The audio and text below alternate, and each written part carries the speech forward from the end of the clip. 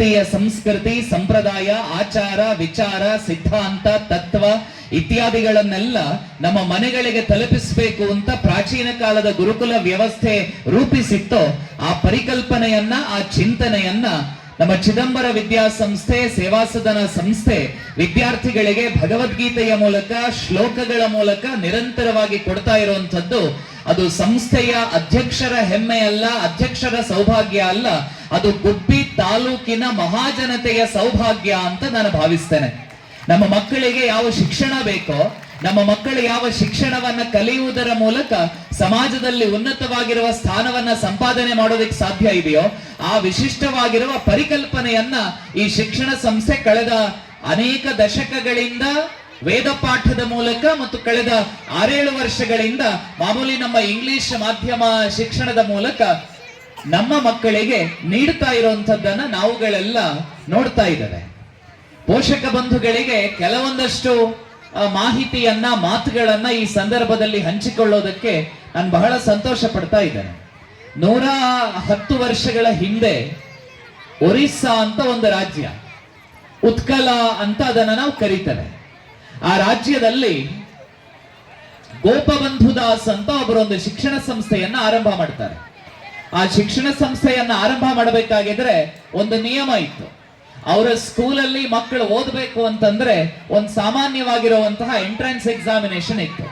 ನಮ್ಗೆಲ್ರಿಗೂ ಕೂಡ ಗೊತ್ತಿದೆ, ದೊಡ್ಡ ದೊಡ್ಡ ವಿದ್ಯಾಸಂಸ್ಥೆಗಳಲ್ಲಿ ನೀವು PUC ಮುಗಿಸಿದ ನಂತರ ಇಂಜಿನಿಯರಿಂಗು, ಮೆಡಿಕಲ್ ಮಾಡಬೇಕು ಅಂತಂದ್ರೆ CET, JEE, NEET ಮೊದಲಾದ ಪರೀಕ್ಷೆಗಳನ್ನ, ಎಂಟ್ರೆನ್ಸ್ ಎಕ್ಸಾಮಿನೇಷನ್ ಅನ್ನ ಬರೀಬೇಕು. ಆ ಉತ್ಕಲ ವಿದ್ಯಾಸಂಸ್ಥೆಯಲ್ಲಿ ಗೋಪಬಂಧು ದಾಸ್ ಅವರ ಶಿಕ್ಷಣ ಸಂಸ್ಥೆಗೆ ವಿದ್ಯಾರ್ಥಿಗಳು ಸೇರ್ಕೊಳ್ಬೇಕು ಅಂತಂದ್ರೆ ಒಂದು ಎಂಟ್ರೆನ್ಸ್ ಎಕ್ಸಾಮಿನೇಷನ್ ಇತ್ತು. ಎಂಟ್ರೆನ್ಸ್ ಎಕ್ಸಾಮಿನೇಷನ್ ಹೇಗೆ ಅಂತಂದ್ರೆ ಇದೇ ಮಾದರಿಯಲ್ಲೇ ಎಲ್ಲ ಪೋಷಕರು ಕೂಡ ಕುರ್ಚಿ ಮೇಲೆ ಆರಾಮವಾಗಿ ಕೂತ್ಕೊಳ್ತಾರೆ. ಮಕ್ಕಳೆಲ್ಲ ಎಲ್ಲ ಹೊರಗಡೆ ಹೋಗಿರ್ತಾರೆ. ಗುರುಗಳನ್ನ ನೀನು ಭಗವಂತ ಅಂತ ತಿಳ್ಕೊ ಅನ್ನೋ ಭಾವನೆಯನ್ನ ನಮ್ಮ ಸಮಾಜ ನಮ್ಮಲ್ಲಿ ತುಂಬಿಸ್ತು. ಇವತ್ತು ಆ ಭಾವನೆ ಮತ್ತು ಆ ಚಿಂತನೆಯನ್ನ ಈ ವಿದ್ಯಾಸಂಸ್ಥೆ ವಿದ್ಯಾರ್ಥಿಗಳಲ್ಲಿ ಬೇರೆ ಬೇರೆ ಮಾದರಿಯಲ್ಲಿ ತುಂಬಿಸ್ತಾ ಇರುವಂತದ್ದು. ಅದು ಕೇವಲ ನಿಮ್ಮ ಮಕ್ಕಳಿಗೆ ಮಾತ್ರ, ಶಿಕ್ಷಣಕ್ಕೆ ಮಾತ್ರ ಪೂರಕವಾಗಿರುವಂತದ್ದಲ್ಲ, ಈ ದೇಶದ ಭವಿಷ್ಯಕ್ಕೂ ಕೂಡ ಅತ್ಯಂತ ಉತ್ತಮವಾಗಿರುವಂತಹ, ಉನ್ನತವಾಗಿರುವಂತಹ ವ್ಯವಸ್ಥೆಯನ್ನ ನಮ್ಮ ಶಿಕ್ಷಣ ಸಂಸ್ಥೆ ನೀಡುತ್ತಾ ಇರುವಂತದ್ದು ಬಹಳ ಸಂತೋಷದ ಸಂಗತಿ. ಪ್ರೀತಿಯ ಪೋಷಕ ಬಂಧುಗಳೇ, ನಾವೆಲ್ಲ ಅನೇಕ ಸಂದರ್ಭಗಳಲ್ಲಿ ಕೇಳ್ತಾ ಇರ್ತೇವೆ, ಯಾವುದು ನಿಜವಾಗಿರುವ ಶಿಕ್ಷಣ ಅಂತಂದ್ರೆ 10ನೇ ಕ್ಲಾಸ್ ಪಾಸ್ ಆದ ಒಂದು ಸರ್ಟಿಫಿಕೇಟ್ ಬಂತು, ಸೆಕೆಂಡ್ PUC ಪಾಸ್ ಆದ ಒಂದು ಸರ್ಟಿಫಿಕೇಟ್ ಬಂತು, ಡಿಗ್ರಿ ಪಾಸ್ ಆದ ಒಂದು ಸರ್ಟಿಫಿಕೇಟ್ ಬಂತು, 5 ಡಿಜಿಟ್ ಸ್ಯಾಲರಿ ಬಂತು, 4 ವೀಲ್ ವೆಹಿಕಲ್ ಆಯ್ತು, 3 ಬೆಡ್ರೂಮ್ ಮನೆ ಆಯ್ತು, 2 ಕ್ಯೂಟ್ ಚಿಲ್ಡ್ರನ್ ಆಯ್ತು, ಒಂದು ಅಡ್ಜಸ್ಟ್ ಮಾಡ್ಕೊಳ್ಳುವಂತಹ ಗಂಡನ್ಗೆ ಹೆಂಡತಿ, ಹೆಂಡತಿಗೆ ಗಂಡ ಅನ್ನುವ 5, 4, 3, 2, 1 ಅನ್ನುವಂತಹ ಸಿದ್ಧಾಂತದಲ್ಲೇ ನಾವು ಇವತ್ತಿಗೂ ಕೂಡ ನೇತಾಡ್ತಾ ಇದ್ದೀವಲ್ವಾ. ಇದು ಶಿಕ್ಷಣದ ಅಂತಿಮವಾಗಿರುವಂತಹ ಉದ್ದೇಶ ಅಲ್ಲ. ಉದ್ದೇಶ ಯಾವುದು ಅಂತಂದ್ರೆ ಅದು ನನ್ನ ದೇಶವನ್ನ ಪ್ರೀತಿಸುವುದು, ನನ್ನ ಸಂಸ್ಕೃತಿಯನ್ನ ಅಳವಡಿಸಿಕೊಂಡು ಹೋಗುವಂಥದ್ದು, ಭಾರತೀಯ ಪರಂಪರೆಯನ್ನ ಬದುಕಿನಲ್ಲಿ ನಿತ್ಯವೂ ಕೂಡ ಅಳವಡಿಸುವಂಥದ್ದೇ ಶಿಕ್ಷಣದ ನಿಜವಾಗಿರುವಂತಹ ಉದ್ದೇಶ.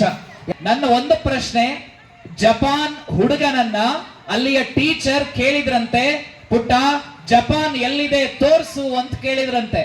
ಅವನು ತಕ್ಷಣ ಸೋಷಿಯಲ್ ಸೈನ್ಸ್ ಟೀಚರ್ ಹತ್ರ ಹೋದಂತೆ. ನಮ್ಮ ಗುರುಗಳು, ಹೆಡ್ ಮಾಸ್ಟರ್ ಕೇಳ್ತಾ ಇದ್ದಾರೆ, ಜಪಾನ್ ತೋರಿಸ್ಬೇಕಂತೆ, ಮ್ಯಾಪ್ ಕೊಡಿ. ಚೀನಾದ ಹುಡುಗನಲ್ಲಿ ಚೀನಾ ತೋರಿಸು ಅಂತಂದ್ರೆ ಅವನಿಗೆ ಮ್ಯಾಪ್ ಬೇಕು. ಜಪಾನ್ ಹುಡುಗನಿಗೆ ಜಪಾನ್ ತೋರಿಸು ಅಂದ್ರೆ ಅವನಿಗೆ ಮ್ಯಾಪ್ ಬೇಕು.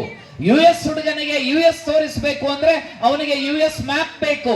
ಆದ್ರೆ ಕಿರಣ್ ಕುಮಾರನಂತಹ ನೂರಾರು ಸಾವಿರಾರು ಕೋಟ್ಯಂತರ ಮಂದಿ ಭಾರತೀಯ ಯುವಕರಿಗೆ ಭಾರತವನ್ನ ತೋರಿಸಬೇಕು ಅಂತಂದ್ರೆ ಮ್ಯಾಪ್ ಬೇಕಾಗಿಲ್ಲ.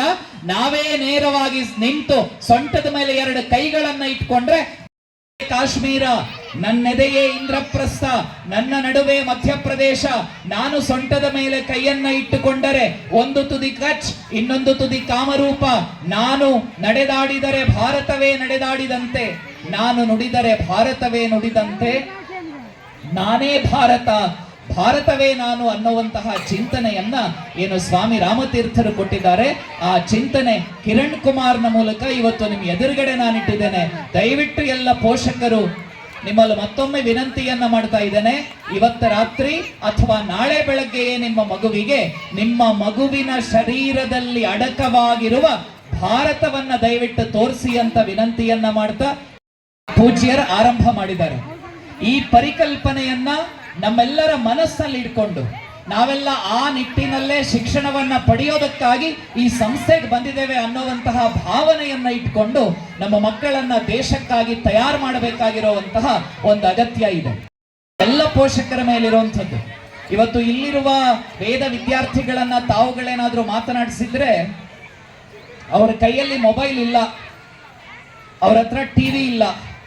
ಮಕ್ಕಳೇ, ನಿಮ್ಮ ಕೈಯಲ್ಲಿ ಮೊಬೈಲ್ ಯಾವತ್ತಾದ್ರೂ ಮನೆಯಲ್ಲಿ ಸಿಗತ್ತಾ ನಿಮಗೆ?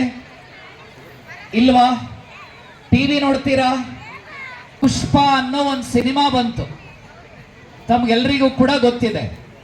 ಆ ಪುಷ್ಪ ಸಿನಿಮಾ ಬಂದ ಮೇಲೆ ಅದರ ನಾಯಕ ನಟ ಅಲ್ಲು ಅರ್ಜುನ್ ಹೇಳುವಂತಹ ಡೈಲಾಗ್ ಅನ್ನೇ ಅಪ್ಪನಿಗೆ ಹೇಳ್ತಾ ಇದ್ದ ಮಗ. 10ನೇ ಕ್ಲಾಸಿನ ತನಕ ಅಪ್ಪ ಹೇಳಿದ ಎಲ್ಲವನ್ನೂ ಪಾಲನೆ ಮಾಡ್ತಾ ಇದ್ದಂತಹ ಮಗ ಆ ಸಿನಿಮಾ ಬಂದ ತಕ್ಷಣ ಏನಾದ್ರೂ ಕೆಲಸ ಮಾಡು, ಓದ್ಕೋ ಅಂತಂದ್ರೆ ತಕ್ಷಣ ತನ್ನ ತಂದೆಗೆ ಹೇಳ್ತಾ ಇದ್ದದ್ದು ತಗ್ಗೋದೇ ಇಲ್ಲ. ಹೀಗೆ ಅಲ್ಲು ಅರ್ಜುನ್ ನ ಡೈಲಾಗ್ ಅನ್ನ ಹೇಳುವಂತಹ ಪರಿಸ್ಥಿತಿ ಇವತ್ತು ಬಂದಿದೆ ಅಂತಂದ್ರೆ ನಮ್ಮ ಶಾಲೆಯಲ್ಲಿ ಓದುವಂತಹ ಮಕ್ಕಳಿಗೆ 6ರಿಂದ 7 ಗಂಟೆಗಳವರೆಗೆ ಯಾವ ಶಿಕ್ಷಣವನ್ನ ವಿದ್ಯಾಸಂಸ್ಥೆ ಕೊಡುತ್ತೋ ಅದನ್ನ ಮೀರಿದ ಹೆಚ್ಚಿನ ಸಮಯ ಆ ಮಕ್ಕಳಿರುವಂಥದ್ದು ತಂದೆ ತಾಯಂದಿರ ಜೊತೆಯಲ್ಲಿ. ಹಾಗಾಗಿ ತಂದೆ ತಾಯಂದಿರ ಬಹಳ ದೊಡ್ಡ ಜವಾಬ್ದಾರಿ ಏನಿದೆ ಅಂತಂದ್ರೆ ನಮ್ಮ ಮಕ್ಕಳ ನಿಜವಾಗಿರುವ ನಾಯಕರು ಯಾರು, ನಮ್ಮ ಮಕ್ಕಳ ನಿಜವಾಗಿರುವ ಹೀರೋಗಳು ಯಾರು ಅಂತ ತೋರಿಸ್ಕೊಡ್ಬೇಕಾಗಿರುವಂಥದ್ದು ನಮ್ಮ ಮನೆಯಲ್ಲಿರುವಂತಹ ಅಪ್ಪ ಅಮ್ಮನ ಜವಾಬ್ದಾರಿ. ನೀನು ಹೀರೋ ಯಾರು ಅಂತ ಒಬ್ಬ ಹುಡುಗನಲ್ಲಿ ಕೇಳಿದವಾಗ ಸಿನಿಮಾ ನಟನ, ಕ್ರಿಕೆಟ್ ಸ್ಟಾರ್ ಹೆಸರನ್ನ ಹೇಳಿದ್ರೆ ಒಂದು ಕ್ಷೇತ್ರ ಶ್ರೀ ಕ್ಷೇತ್ರ ಶ್ರೀ ಚಿದಂಬರಾಶ್ರಮ. ಇಲ್ಲಿ ಯಾವುದೋ ಜನ್ಮದ ಸುಕೃತದಿಂದ ನಾವೆಲ್ಲ ಸೇರ್ಕೊಂಡಿದ್ದೀವಿ. ಆದ್ರಿಂದಲೇ ನಾವು ಚಿದಂಬರ ಮಹಾಸ್ವಾಮಿಗಳ ಪ್ರತ್ಯಕ್ಷವಾದ ಅಥವಾ ಪರೋಕ್ಷವಾದ ದರ್ಶನವನ್ನು ಪಡ್ಕೊಂಡಿದ್ದೀವಿ. ಅವರ ಸಂದೇಶವನ್ನು ನಾವು ಪಡ್ಕೊಂಡಿದ್ದೀವಿ. ಹಾಗೆಯೇ ಚಿದಂಬರ ಮಹಾಸ್ವಾಮಿಗಳ ನಿಷ್ಕಾಮ ಕರ್ಮಯೋಗ ಏನಿದೆ ಅದರ ಸಾಕಾರವೇ ಆದಂತಹ ಉದಾಹರಣೆಯನ್ನು ಆಗಿದ್ದಂತಹ ಶಿವ ಚಿದಂಬರ ಶರ್ಮರನ್ನ ನೋಡುವಂತಹ ಸೌಭಾಗ್ಯ ನಮ್ಮಲ್ಲಿ ಬಹಳಷ್ಟು ಜನ ಮಕ್ಕಳಿಗೆ, ಬಹಳಷ್ಟು ಜನ ದೊಡ್ಡವರಿಗೆ ಇತ್ತು.